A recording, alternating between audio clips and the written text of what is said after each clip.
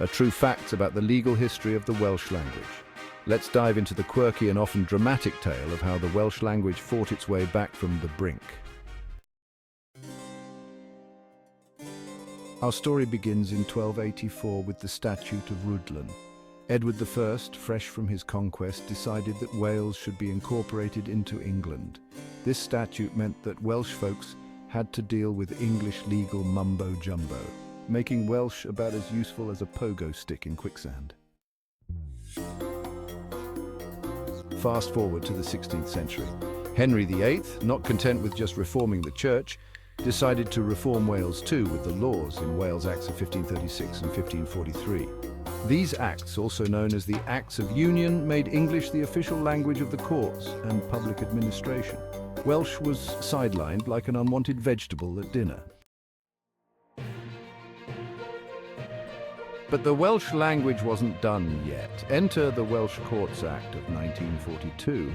This act allowed Welsh to be used in court if a witness or party didn't have sufficient English. It was like finding an oasis in a desert of legal English.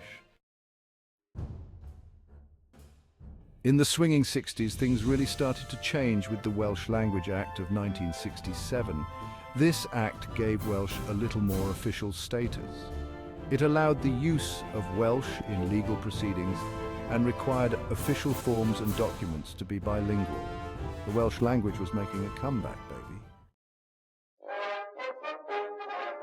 Then came the Welsh Language Act of 1993. This was a game changer. Public sector organisations had to treat Welsh and English equally when providing services. It also established the Welsh Language Board to champion the cause. Welsh was stepping back into the spotlight.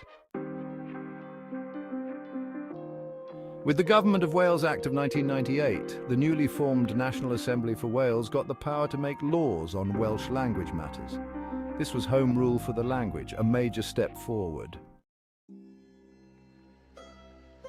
The Welsh language, Wales, Measure 2011 took things up a notch. This measure gave Welsh official status, meaning it had to be treated no less favourably than English. It also established the role of the Welsh Language Commissioner, replacing the Welsh Language Board, and created a new system of language standards for public bodies and some private companies. Welsh was now officially official. In 2015, the Welsh Language Standards, No. 1 regulations came into play, implementing many provisions of the 2011 measure. These standards ensured that public bodies had to deliver services in Welsh like a boss. And these were just the first in a series of regulations to keep the language thriving. Meanwhile, the Education Reform Act of 1988 made Welsh a compulsory subject up to age 14, a vital move for preserving the language for future generations. Education reform continues to be a key focus as the Welsh Government aims for 1 million Welsh speakers by 2050 under the Cymraeg 2050 strategy. And in today's digital age, efforts are ongoing to integrate Welsh into digital platforms, apps, and services. The COVID-19 pandemic has sped up this process, presenting both challenges and opportunities for keeping Welsh vibrant and relevant.